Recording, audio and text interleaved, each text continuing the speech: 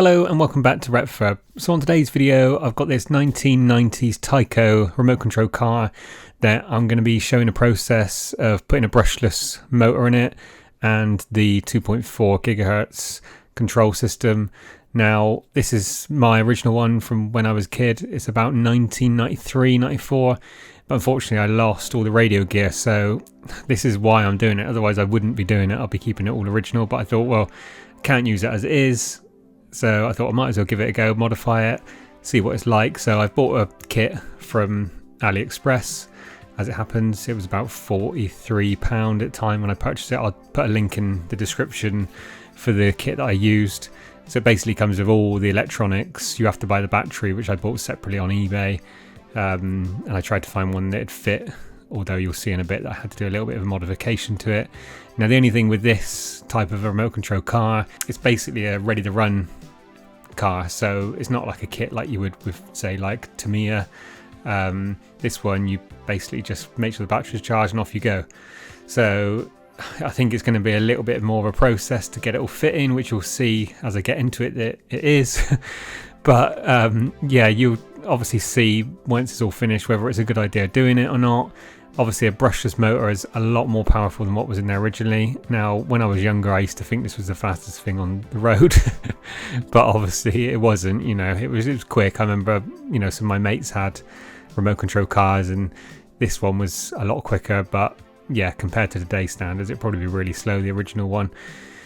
But you can see here, this is the kit that I've got. So I'm just showing all the bits and pieces, all the receiver, the speed controller, the motor, the servos. So yeah, I bought this kit, looked at all the specs, and I thought I could make it work, which as it happens I can, which you'll see. This is why I'm doing the video. But obviously I'm stripping it down. You can see the insides of it at the moment. It's pretty basic, and like I say, it's a ready to run car, so there's no sort of assembly to do when you bought it. I remember back in the day when I had it, it was actually my nan who bought it for me, and she took me into Argos, which is a company in UK. So people from England will know Argos. I don't know whether they've got anything else around the world. Unfortunately, a lot of the Argos stores nowadays are closed and they're actually in Sainsbury's stores. But anyway, bought it from Argos, took it home, played with it for a bit, and all of a sudden it stopped working, so we had to take it back and get a replacement, and it was fine ever since. But yeah, unfortunately I lost all the radio gear.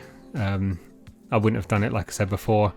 But anyway, this gives a good little sort of project to do, get it all working, and it can be used. Not that I'm going to be taking it out all the time, but it'd just be nice that it's all done. So you can see I'm just sort of stripping down, trying to get all the steering to work first. So I've made a little piece out of a 3D printer which will hold the servo, and then that can be glued in place, and then I can stick the servo in. So you can see that just slots in there nicely.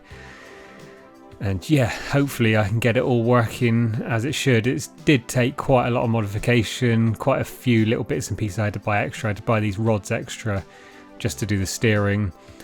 It isn't obviously going to be as good as a proper built remote control car, but you know, like I said, and I keep saying, at least it'll be usable. So yeah, just going through the process of modifying the bits, just getting it to sort of work as best as I can. And just yeah, it'd be nice to see it all going again. Obviously it hasn't been used since probably last time I run it was mid-90s, I expect. So yeah, it'd be nice to see it go. But you'll see in the video, you know, with these brushless motors, just how much powerful they are compared to the brushed motors. Obviously you can get different spec brushless motors, but yeah, compared to what was in there originally, you can see the power difference. But the good thing is with this kit that I purchased, it's got a dial on it, so you can dial down the power. So you can be running it at, say, I think it's got 8 speed settings on there, so you can run it from anything from 1 to 8. And yeah, obviously then you can control the power, and whatever the car can take, you can just leave it as that. Obviously, ideally you want it as powerful as you can get it. But yeah, to run it and actually get the power down, then sometimes you have to adjust it, which I thought was quite good, because a lot of systems, a lot of the older systems particularly, don't really have that. I expect a lot of the new controllers you can do loads of stuff with, but I haven't really been into it to that in depth for a long time. So I have got another couple of remote control cars which I purchased to use for videos, something a little bit different. I know I don't usually do it, but I just thought I would add them in. It's still retro stuff. One of them's an 85 Tamiya and the other one's a 90, I think it's 91 Tamiya. So that the one that's from a 1985, that one I'm going to be doing and keeping that one all original, just getting it back up to original spec. And the other one that I've got was pretty rough, to be fair, but I'm basically replacing the shell with a different shell and just using it and upgrading all the insides. But those videos will be up. I've actually completed them. I did them probably about a month ago, I suppose, completed both of them. So those videos will be up as well. But like I say, it's not going to be one of the main things I do on the channel, but they will be on there with all the other retro bits and pieces that I do. And maybe, you know, if people enjoy it, then maybe I might do more in the future. So yeah, back to it. You can see that the steering's coming together now. The little rod's in, the little modifications are done. I've had to cut the case quite a bit. The little piece that goes on top of this, I've had to cut out quite a bit to get it to fit properly. Obviously the servo is a lot different. So you can see there the middle piece, that was all like solid before. So I've cut all that out to get this servo to fit in. And yeah, that'll sort of hold it more in place when that's fixed back down. But again, you can see just how well that's moving.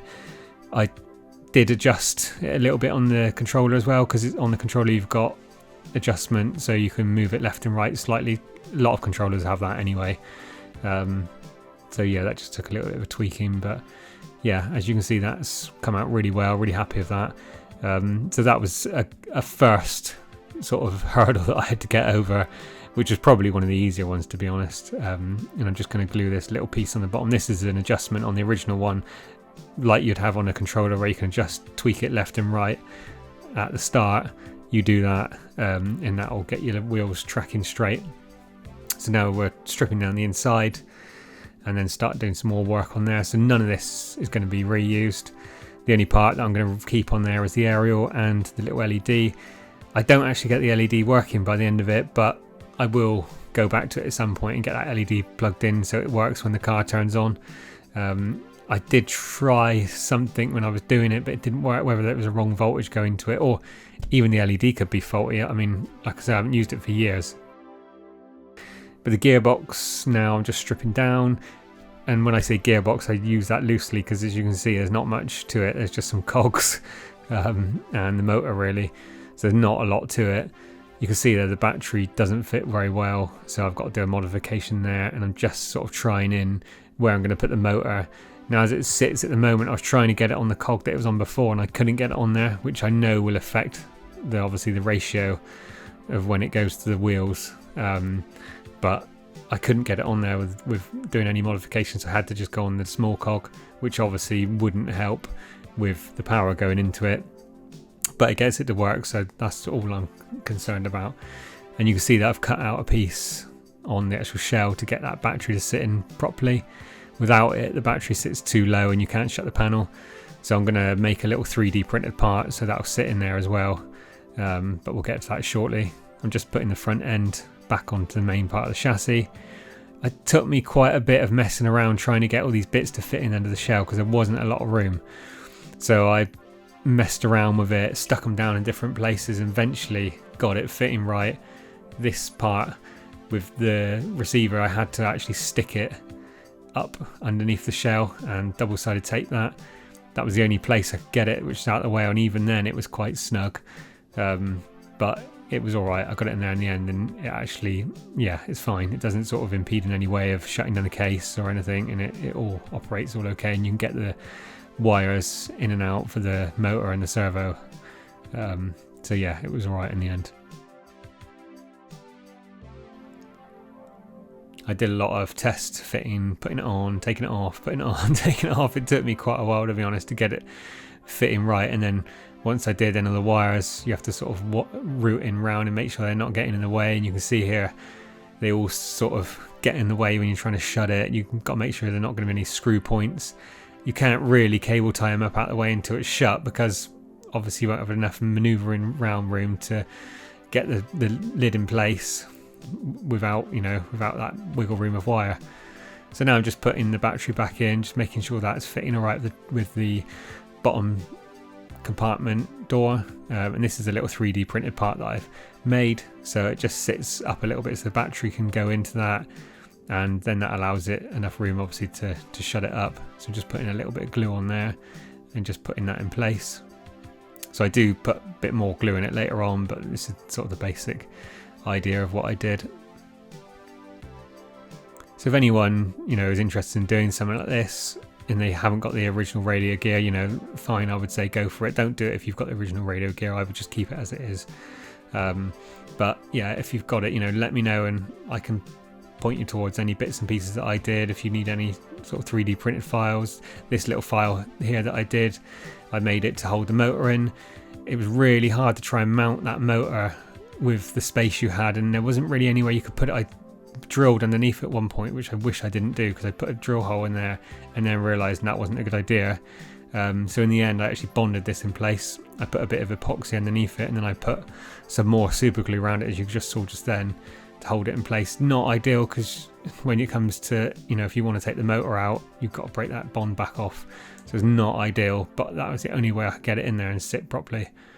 So now I'm just putting a bit of grease on there, which lubricates the gears, just making sure that is all gotten around. So that's a Teflon based grease that I've got. And now just putting that cover back on the rear end. So the suspension on this, well, there isn't really any. The back end's got a little bit of a spring on there, so that sort of goes up and down, but the front hasn't got any sort of suspension on it at all. Obviously these tyres are the original tyres that were on there when I bought it, so they're quite a few years old now. So they probably haven't got the grip like some tyres would have, which you'll see in a bit when we do a test exactly what sort of grip they've got. But yeah, it's starting to come together now. It's pretty much there. You can put the shell on.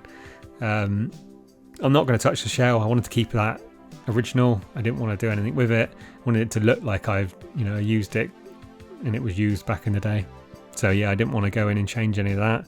I was tempted to repaint it and put new decals on it, but I thought no, I'll keep it as it is. So yeah, we're just about there now really. We're just putting it back together. The lid's got to be screwed back on, and then we can take it out for a quick little test round.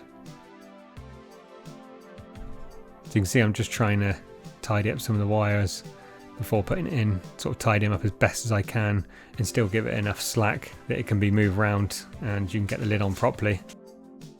So like I said previously with it, all these bits that had to go in here was a tight fit. So I'm trying to make everything as tidy and out of the way as possible, and obviously not cause any issues. And you can see here, obviously this is the original aerial, not being used anymore, but I wanted to keep it in there just to give it a look still. And again with the LED, I want to get that working at some point, but as it happens at the moment it's not working. So yeah, it'll be a project for the future, but the bulk of it's done. Rear spoiler's got to go back on now, which is a couple of screws, and then the battery in, and yeah, it's pretty much there. So as soon as that's done, we can take it outside, give it a quick little run round, and we can look at exactly what it's like with the brushless motor in it. So this is it running for the first time. Now I've got the power wound down at the moment just to get it to grip down. So this is it running pretty well. You know, it's got a bit of power. It's probably similar to what it was originally, to be honest, at this sort of speed, maybe slightly quicker. So I'm just making it spin there, and I'm just sort of moving it around, and it's moving pretty well, to be honest. You know, maneuvering, turning, the wheels are getting the grip down. Probably a little bit more it could take, and it would get the grip down. The tyres are not the best, but so now this is with it wound up. And straight away you try to put the power down, you just see it spins instantly. It's trying to slip the gears. Now the slipping of the gears might be a little bit of an adjustment needed inside with the cogs. Maybe I've not got it quite seated as well as I could, but even so, it ain't going to make it, you know, isn't going to help the situation with getting the grip down. It just doesn't want to know. It's just too much power going for it. The car just can't handle it. Like I say, you can run it slower, but as it is, it's too much. But yeah, it's still worth it. I still want to run it as it is and just turn the power down and enjoy it. But with the power turned up, these cars just cannot take it. There might be other older cars, and maybe it's the setup that I've got. I don't think anything would have done anything different with this chassis and these tyres. So yeah, not really ideal for, you know, putting a brushless motor in there thinking you're going to get this mega fast car, when in fact you're not going to get it any more than what that chassis was designed for. So yeah, other than that, happy with how it came out. Not going to get any more power out of it, but it still can be used. So if anyone wants to know any more, if you want to know any of the files, like I said earlier, for doing any of the 3D parts, if you've got a car the same as this and you want to do a similar build, then yeah, give me a shout and I can help out. Yeah, any other info that you want to know, then yeah, let me know. And like I say, there'll be a couple more RC cars that I've done, which are Tamiya ones, so they're a little bit nicer, to be honest. And there'll be some good little builds. I think people enjoy them. So yeah, subscribe and you'll see that in the future. And if you do like it and you want to see more, let me know. Thanks for taking the time to watch the video. It's really appreciated. Please like and subscribe, and we'll see you in the next one.